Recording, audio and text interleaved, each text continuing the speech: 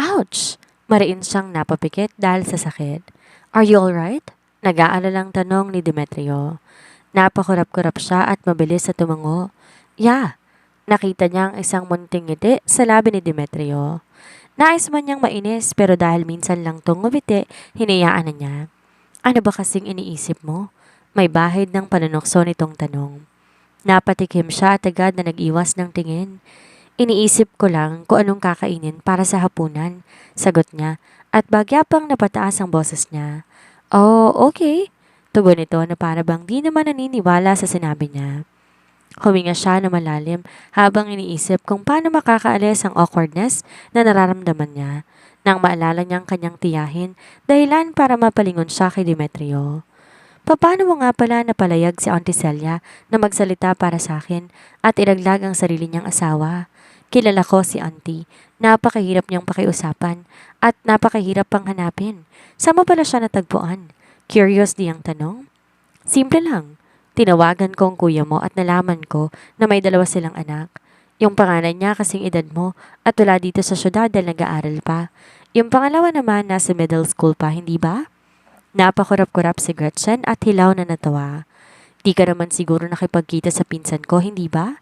Nagkibit balikat naman si Demetrio. Don't worry. Nakipagkita lang ako sa kanya at tinawagan ang tiyahin mo. Sandaling tumigil sa pagsasalita sa Demetrio. Wala siyang balak na sabihin ng lahat kay Gretchen. Tapos ano nangyari? Sinabi ko sa kanya na hawak kong anak niya. Nasapo ni Gretchen ang sarili nitong noo. Illegal yung ginawa mo Demetrio. Wala ka namang ginawa sa bata, hindi ba? Nag-aalala niyang tanong. Nagbabaka sakali lang naman siya nang humingi siya ng tulong kay Demetrio. Hindi niya akalaing gagawa to na isang mapanganib na bagay para sa kanya. Paano na lang kung tumawag ng pulis ang tiyahin niya at ipinahuli ang asawa niya? Napatingin si Demetrio sa nag-aalalang mukha ni Gretchen bago nagsalita. Stop worrying about it. Kagaya ng sabi ko, wala akong ginawang masama sa kanya.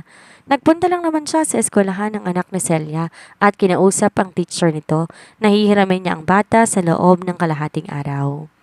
Bumili siya ng maraming brain exercise quest at pinasagutan sa bata habang tinatakot niyang tiyahin ito. But of course, hindi niya po pwedeng idetalye kung anong pananakot ang ginawa niya. Pero habang nasa ganun silang proseso kanina, ay nakasimangot siyang lumingon kay Gretchen. Talaga bang pinsan mo ang batang yon, Gretchen? How can he be so stupid? Hindi nga halos marunong ang batang yon kahit simpleng addition sa mathematics. 5 plus 5 hindi niya alam ang sagot. Parang lahat ng good genes ng pamilya ninyo napunta lahat sa'yo. Isa pa si Gretchen at George lang yata ang normal sa pamilya ng asawa niya. Lahat ng kamag-anak nito parang mga siraulo. Normal lang kaya sa isang bata na ganun katanga? Di naman alam ni Gretchen kung matutuwa siya o hindi. Pero sa kabilang banda, bahagya siyang nakahinga ng maluwag. Bakit hindi mo naman sinabi ka agad sa akin? Naiinis niyang wika. Di na sana siya nag-alala ng ganun. Nagbibiro lang naman ako Ani Demetrio sa seryosong ekspresyon. Sinamaan naman ang tingin ni Gretchen ng lalaki. At nakakatawa ba yung biro mo? Yup, your expression is so funny. Kahit na nakakainis sa Demetrio ngayong araw, bakit hindi niya tuluyang magalit sa lalaki? Isa pa nagbibiro ito pero napaka-seryoso naman ng mukha. Siguro kung sasabihin ni Demetrio na nakapatay na ito ng tao maraming maniniwala sa lalaki. Subalit, hindi pa rin turuyang nabura ang pag-aalala niya sa ginawa nito. Kung sakali pang nagsumbong sa pulis ang tiyahin niya at nakulong ang asawa niya, hindi niya alam kung ano ba ang gagawin niya. Pero sa kabilang banda, nagpapasalamat pa rin siya. Naisahan nito ang tiyahin niya at nagkukumahog talaga sa pagpunta sa studio para isiwalat ang katotohanan. Ngayong naresolba ng problema niya, unti-unti na ring nawawala ang issue tungkol sa kanya. Pati mga online influencers ay tumigil na sa paggamit sa kanya bilang content. Tungkol naman sa nanay at tiyahin niya, sigurado siya hindi pa gagalaw ang mga ito base sa nangyayari ngayon. Napasulyap siya sa kanyang reading account. Pataas ng pataas ang followers niya at kasalukuyan ng nasa milyon ang nakafollow sa kanya. Maraming sumusuporta sa kanya pero may ilan pa rin naman na kino-question ang kredibilidad niya.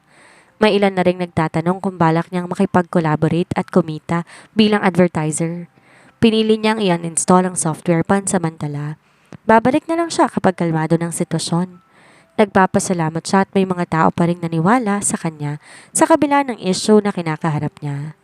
Wala siyang balak na samantalahin ang sitwasyon at pagkakitaan ng issue.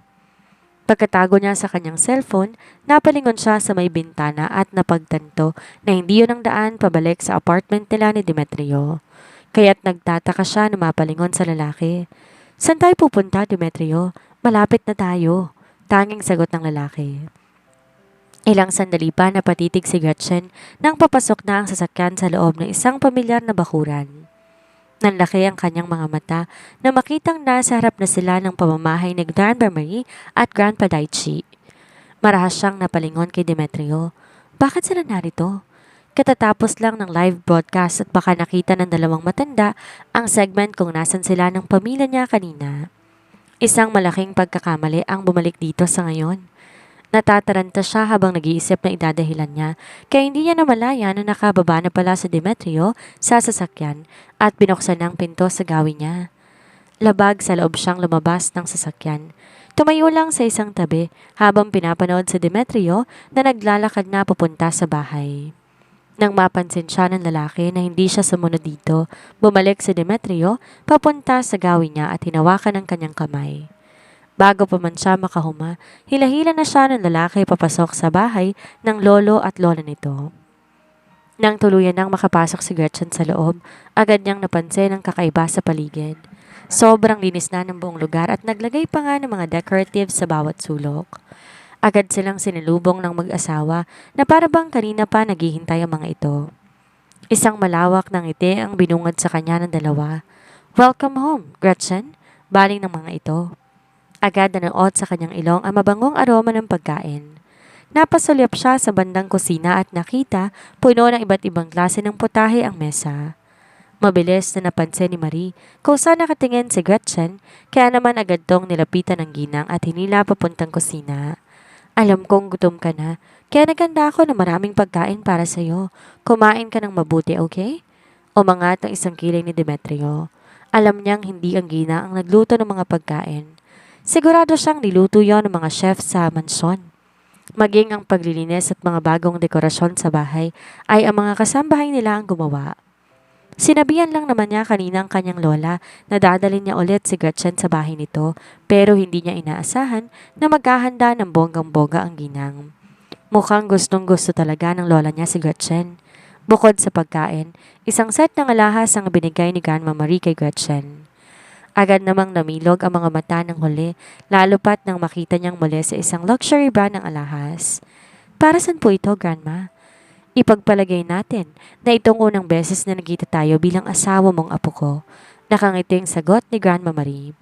"Pero Grandma," marahan na umiling ang ginang. "Ngayon ang formal nating pagkaharap. Wala nang mga magulang ni Demetrio kaya kami ang tatayo sa lugar nila. At matagal ko nang inihanda ang regalong yan para sa magiging asawa ng apo ko. Kaya tanggapin mo na kung ayaw mong magtampo ko sa'yo." Puno ng emosyong napatitig si Gretchen sa regalo ni Grandma Marie. Pakiramdam niya maluluha siya, hindi dahil mahal ang regalo nito, kundi dahil ramdam niya ang pagmamahal ng matanda sa kanya. Bagay na hindi niya naranasan sa kamay ng mga magulang niya. Isa pa, pareho ng matatanda ang dalawa, kaya ayaw niya nang maabala pa ang mga ito. Ilang sandali pa, humugot din ng isang envelope si Grandpa Daichi at iniabot sa kanya. "Ito rin ang regalo ko para sa iyo, Gretchen."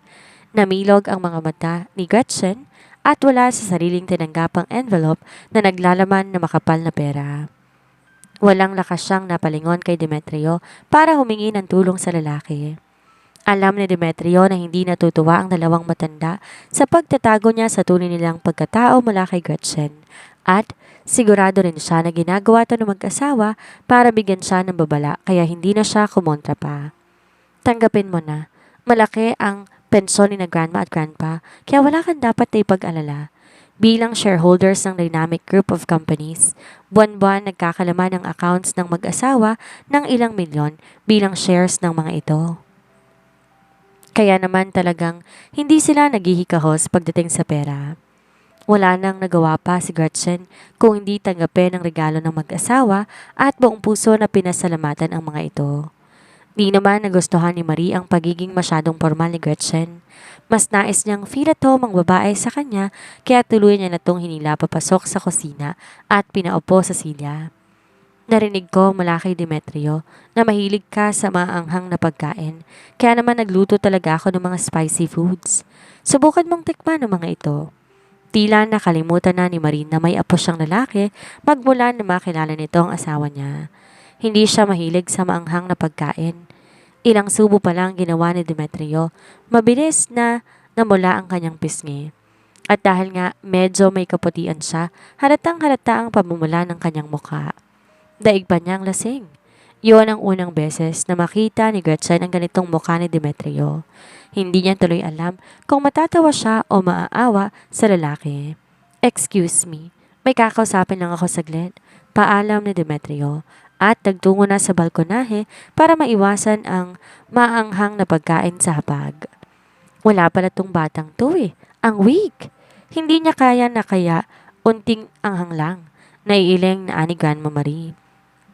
Mahina namang natawa si Gretchen sa paraan ng pagsasalita ni Grandma. Madalas niyang marinig ang salitang weak sa kahit na sino ngayon bilang ekspresyon. Marunong pala kayo sa ganyan, Grandma? Proud namang ngumiti si Grandma Marie. Naman, sa loob ng 2 araw ng pagbababad sa social media para tingnan ang development ng issue tungkol kay Gretchen, marami siyang bagong salitang natutunan. Nang makabasa siya ng masamang balita na ibinabato sa granddaughter-in-law niya, nakipagbardagulan din siya sa social media para ipagtanggol ang babae. Kaya naman, iilan sa mga salitang gaya ng weak, bobo, ATM at marami pang iba ang nalaman niya. Kagaya na lang ng mga salitang keep fighting Gretchen, XOXO. At dahil nga natuto siya ng mga ganong salita, natutuwa siyang gamitin ang mga iyon. Ngayong kausap niya si Gretchen. Feeling niya hindi siya napag-iwanan at nakakasabay siya sa henerasyon ngayon. Gustong gusto niya talaga si Gretchen. Dati ang akala niya mabait na bata lang to at may busilak na puso handang tumulong sa mga nangangailangan.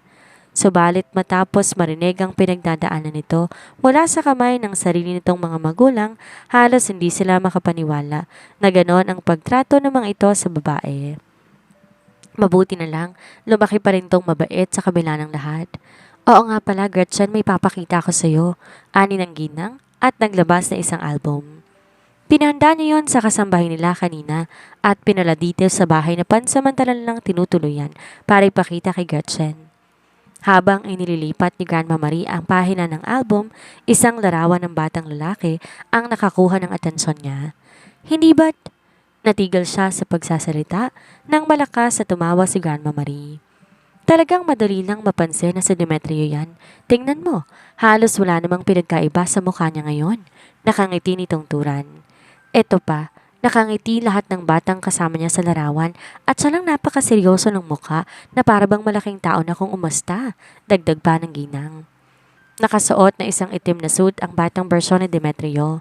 Matapang ang mga mata nitong nakatitig sa kamera at wala man lang kang ngiti-ngiti ang mukha nito. Nalaman niya, maagang nawala ang mga magulang nito dahil sa isang aksidente. Siguro nakaapekto yon sa lalaki kaya't malamig ang pakikitungo nito sa lahat at parang hindi marunong ngumiti. Pero ngayon napagtanto niya, kahit buhay pa ang mga magulang nito noon, sadyang ganun lang talaga ang itsura ni Demetrio. Malamig at may bahid ng pagka-arogante ang aura. My goodness! Paano na lang kung mamamana ng anak nila ang characteristics ng lalaki?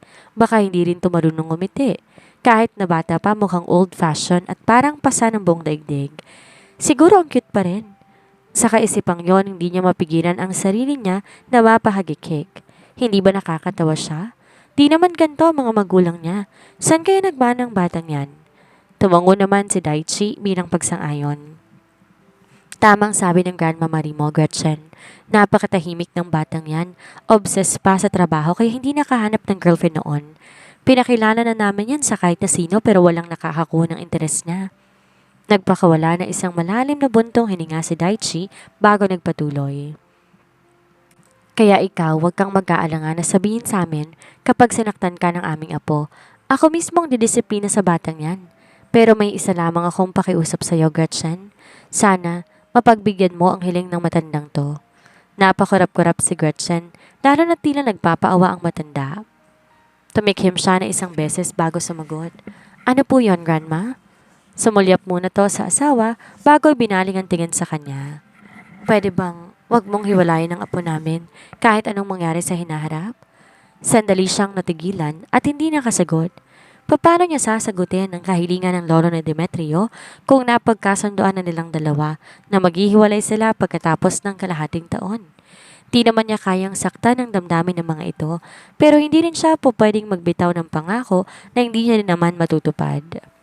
Napapitlag din siya nang hawakan ni Grandma Marie ang kanyang kamay na nasa ibabaw ng mesa at marahang pinisil. Oo nga, Iha. Please, wag mong iwan ang apo namin, okay? Umawang ang kanyang labi at hindi siya nakasagot. Nagpalipat-lipat ang tingin niya sa dalawa na para bang maiiyak na sa harapan niya. Alam mo kasi, nung una, labis na nag-aalala si Daichi tungkol kay Demetrio. Tinulak na namin ang batang yan na humanap na mapapangasawa niya pero walang nangyari kaya akala namin lalaking gusto niya. Natatakot kaming maputol ang lahi namin, Iha. Halos lumuwa ang mga mata ni Gretchen sa narinig. Di naman sa ayaw niya sa bakla pero siya mismo ang patunay na hindi talaga bakla si Demetrio. Pero wag kang mag-alala, hindi pala talaga siya bakla. Ngayong may pinakilala na siya bilang asawa na wala nang agam-agam namin. Kaya sabihin mo lang sa akin kapag inapik ka ni Demetrio, kaming dalawa ng asawa kong bahala sa batang yan. Napasulyap si Gretchen sa balkonahe kung saan naroon si Demetrio. Sakto namang binabana ng lalaki ang cellphone nito at naglakad na papasok sa loob. Kinagat ni Gretchen ng pang-ibaba niyang labi at nag-iwas ng tingin. Natatawa pa rin siya sa kaisipang na pagkamalang baklang asawa niya. Kung pwede pala niyang ipagsigawan na hindi tuluyang matatapos ang lahi ng mga ito dahil dala lang naman niya ang anak nila ni Demetrio. Pinaningkita ni Demetrio ng mata ang dalawang matanda, lalo na nang mapasulap siya sa album na nasa mesa. Kita niyang nakakalokong tingin ng mag-asawa na para bang iniinis siya. Sigurado siya na naman ang pinag-uusapan ng mga to. Grandma, alam mo bang may batas na bawal magpakalat ng mga maling impormasyon? Sarkastiko namang natawa si Marie at nakipagsukatan pa ng titig kay Demetrio. E di magtawag ka ng pulis at ipaaresto mo agad ako.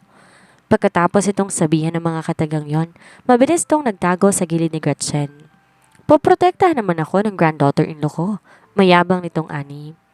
Kulang na lang irapan ni Demetrio ang ginang. Bahagya niyang tinulak ang kanyang lola palayo sa asawa niya at pinaghiwalay ito at si Gretchen. Malalim na ang gabi, di pa ba tayo uuwi? Tanong niya kay Gretchen. Napawi ang ngiti sa labi ni Marie. Aalis na kayo ngayon? Malungkot nitong tanong na para bang ayaw na nitong pakawalan si Gretchen. Nilingon ni Gretchen ang ginang at matamis ng nitian bago niyakap. Gabi na po kasi, kailangan nyo na rin pong magpahinga. Pero kung gusto po ninyo, pwede naman kaming dumalaw ni Demetrio dito every weekend. Masuyong napangiti si Marie. Wala talagang singbait ang granddaughter-in-law niya. Di tulad ni Demetrio, matalino nga sa negosyo, kinulang naman sa emotional intelligence. Di nagtagal, sumakay na sa sasakyan sina Demetrio at Gretchen at tuluyan ng nilisan ng bahay ni na Daichi at Marie. Hatid tanaw ng mag-asawa ang dalawa habang papalayo ang kotseng sinasakyan ng mga ito. Huminga na malalim si Gretchen kasabay ng pagsandal niya sa upuan. Sobrang nakakataba ng puso ang pagmamahal na pinakita sa kanya ng mag-asawang Yamoto. Nakaramdam din siya ng kaunting takot na baka masanay siya at hahanap-hanapin niya ang pag-aalaga at atensyon ng mga ito. Nitong mga nakarang araw nga, hindi niya maiwasang makaramdam ng inggit kay Demetrio. Kahit wala ng mga magulang ng lalaki, may mapagmahal naman tong lolo at lola. Tapos siya, humigpit ang pagkakahawak niya sa wooden box na dala pa rin niya hanggang ngayon. Sa palagay niya ay nagsisimula pa lang na maghilom ang mga sugat niya sa nakaraan. Maraming salamat, Demetrio. Puno ng emosyon niyang sambit. Labis-labis ang pasasalamat niya sa lalaki sa ginawa nito para sa kanya. Bukod sa tulong nito, alam niya, sinadya siya nitong dalhin sa bahay ng lolo at lola nito. Sobra-sobra ng trauma ang inabot niya sa sarili niyang pamilya kaya hinayaan ng lalaki na ituring siyang pamilya ng mag-asawa at inaalagaan pa siya. Mukha lang talagang walang pakailamang asawa niya pero ang lalaki ang pinaka-maalalahaning tao na nakilala niya. Kung magmamana dito ang anak nila sa tingin niya, isa yung napakagandang ideya. Hindi mo na ako kailangan pasalamatan. Parang halos lahat naman yata ng mga nakakainis na kamag-anak ay, my parents are both dead at pinalaki ako ni na grandma. Yung uncle at auntie ko kasama ng mga kamag-anak nila. Nais din naman lang kami ng pera ng pamilya namin. Gaya ng mga kamag-anak mo. Ay kung ano-anong kabalastugan din ang ginawa nila para magtagumpay. Walang ibang ginawa ang pamilya ng Uncle Rohel niya sa mga nakalipas na taon kung hindi ang pagtangkang sirain ang buhay niya para makuha ang kontrol sa buong dynamic. Mukha lang silang mabuti but they are all evil inside. Kaya nga nagkaroon sila ng koneksyon ni Gretchen dahil sa siraulo niyang pinsan na si Kevin, pati na nga ang tiyahin niya, sobrang laki na ng atraso sa kanya.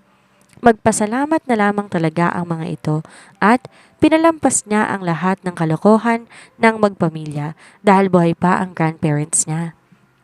Pero hindi sila dapat magpakakampante. Dahil madaling magpatawad ang isang kagaya niya. Sa kaisipang iyon, nagdilim ang mukha ni Demetrio at dahil nga abala siya sa sarili.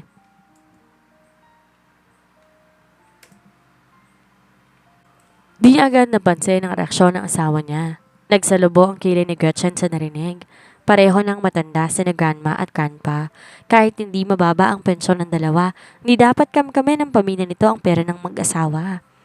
Paano nila nagagawa sa sariling magulang nila ang bagay na yon? Galit niyang bigkas? Gulat namang napatingin si Demetrio sa babae. Ngayon niya lang napagtanto na may mali sa nasabi niya. Baka isipin ito galing talaga sila sa mayamang pamilya at mabuking siya ng tuluyan. Sobra naman sila. Hindi rin naman siguro madali ang pagpapalaki ni na grandma at grandpa sa kanila tapos ngayon aapihin lamang nila ang dalawa? Parang wala na silang utang na loob sa lagay na yan. Dapat protektahan natin si na grandma at grandpa Demetrio pagpapatuloy nito. Nakahinga na maluwag si Demetrio na hindi gaya ng iniisip niya ang pagkakaintindi ni Gretchen. Ang cute pa rin ito kahit na mukhang galit na. In fact, ang kausap niya kanina ay si Jomar. Binalita na agad sa kanya ng lalaki ang impormasyon na nakalap nito. Base sa nakalap kong impormasyon, parehong taga-probinsya sina Teresa at Gary. Simple lang ang relasyon nila. Nagpakasal sila noong 1992 at taong 1993 ipinanganak ni Teresa si George Miranda. 4 na taon na nakalipas ay umalis na sa probinsya at lumawas sa syudad. Iniwan sila sa kamag-anak nila si Garrett para makapagtrabaho silang dalawa. Tapos taong 1998, pinanganak naman si Gretchen sa isang ospital malapit sa pinagtatrabahuhan nila. Taong 2003, nang bumalik sila sa probinsya, tapos na dala ang anak nilang babae. Anything else? Tanong ni Demetrio. Habang ina-analyze ang lahat, may bahay silang inuupahan dati nung nasa syudad pa sila. At pinalitan na ng bagong building. But here's the catch. Nahanap ko ang dating landlord at nabanggit niya na totoo ngang may anak na babae ang mag-asawang Teresa at Gary. Napatango-tango naman si Demetrio. Tugma naman ang impormasyon na binigay ni Jomar bilang patunay na anak nga ng mga ito si Gretchen. Pero may kakaiba pa rin, Master Colin, nag-aalangan na sambit ni Jomar. Mabilis na nagsalubong ang kilay ni Demetrio. What is it?